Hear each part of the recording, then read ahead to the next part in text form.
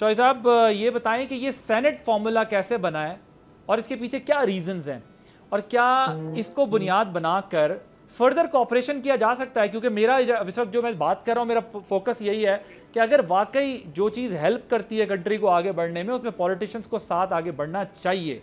लेकिन अनफॉर्चुनेटली हम ये देखते हैं कि सीट्स एडजस्टमेंट में तो साथ हो जाते हैं, लेकिन बड़े एजेंडे पे जो है वो एक दूसरे के खिलाफ खड़े हो जाते हैं। Your take on. मैं बरादरम में जो शौकत यूसुफ सही है, मैं उनका एक जवाब देता जाऊँ अगर आप इजाजत है। जी जी। ये कहते जी हमने एस्टैब्लिशमेंट को तकड़ा किया है चार्टर ऑफ डेमोक्रेसी बनाकर। अगर एस्टैब्लिशमेंट तगड़ी होती तो हम मिलकर जनरल मुशर्रफ को ना निकाल। अगर एस्टैब्लिशमेंट को तगड़ा करना होता तो हम वाने सदर की ताकत वजीर आजम हाउस को ना देते।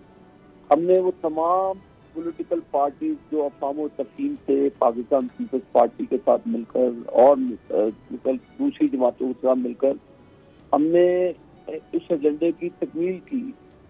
हमें बड़ी क्रिटिसिज्म थी जब पीपल्स पार्टी इक़्तिदार में थी कि जी इन पर अदम एतमाद करें, इनको गिरा दें, रिजाइन दे दें। तो नवाज शरीफ साहब ने नहीं रिजाइन दिया। पीपल्स पार्टी को उनका 5 साल का टर्नओवर था पूरा करने दिया। फिर इलेक्शन हुए, अवाम ने जो फैसला किया, तो उसके बाद तमाम चीज़ें यकजक 2018 के बाद तब्दील हुई और सियासी पस मंजर तब्दील हो गया।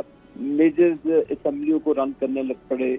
वो फैसले करते थे कि जी किसको खरीदना है, किसको कैसे करना है, क्या करना है। आपने खुद पॉलिटिकल पार्टी को कमजोर किया और 35 साल 2035 का मंसूबा बनाया जनरल फैज हमीद के साथ मिलकर। तो ये फिर वो चीजें हैं जो तलखी हैं, जो आप रेपिटेशन में जाएंगे तो ये चीजें आईना दिखाती रहेंगी हमें। तो मैं कायरा साहब ने भी सही बात की कि ये पॉलिटिकल पार्टी का इम्तिहान था। सेनेट का इलेक्शन केपी में वही बोलियां लगनी थी कि ये पॉलिटिशियन बिक जाते हैं, पैसों के लिए ये करते हैं। बदनामी सारी पॉलिटिकल पार्टी के इर्द घूमनी थी और चंद लोगों के फायदे के लिए तमाम पॉलिटिकल पार्टी को आवाम के सामने फिर उसकी तजलील की जाती।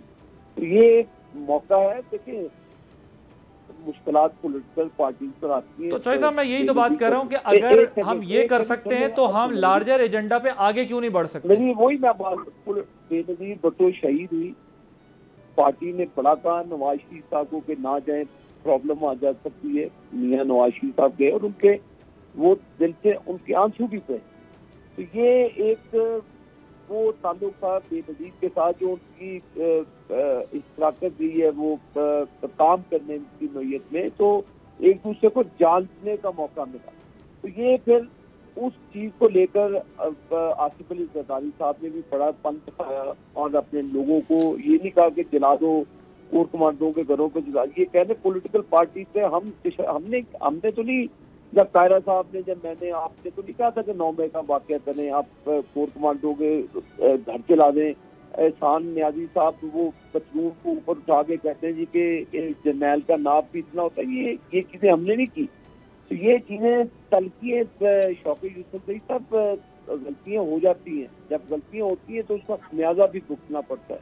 तो उसका खमियाजा फिर बाकी बातों को भी भुगतना पड़ता है जो एक पॉलिटिकल पार्टी गलती करती है। अच्छा, मुझे चौधरी साहब जरा अगर क्विकली बताएं, 5 अगस्त को इन्होंने जलसा करने की मीनार पाकिस्तान पे इजाजत दी है। आपके ख्याल में इन्हें इजाजत मिलनी चाहिए या इजाजत मिल रही है या नहीं?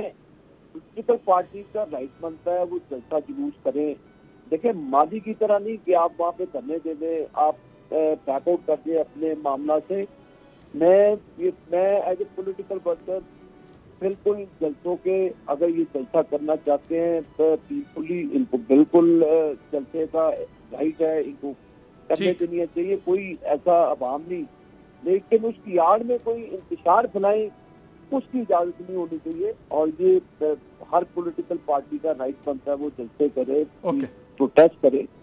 हमें तो उसको फैसिलिटेट करना चाहिए और करेंगे भी, लेकिन उसको अगर इंतशार का रंग देंगे तो उसको फिर माजूद के साथ टॉलरेट नहीं किया जाएगा। तो ये तो फिर इनको सोचना चाहिए, जलसा करना करें। ये फिर कहते हैं ना आप इनके बंदूकें ले आएंगे, प्लान ले आएंगे, ये चीजें फिर प्रवोक करती हैं। तो इन चीजों से इनको भी सोचना चाहिए बिल बैठ कर कि मुल्क इन हालात से गुजरा है। जलसा जरूर इनका पॉलिटिकल इनका हक भी बनता है, बिल्कुल जलसा करें, 100 बिस्मिल्लाह करें, लेकिन जलसे की आड़ में इंतशार फैलाएंगे उसकी इजाजत नहीं हो। राइट। सब्सक्राइब करें और बेल दबाएं ताकि कोई खबर रह न जाए।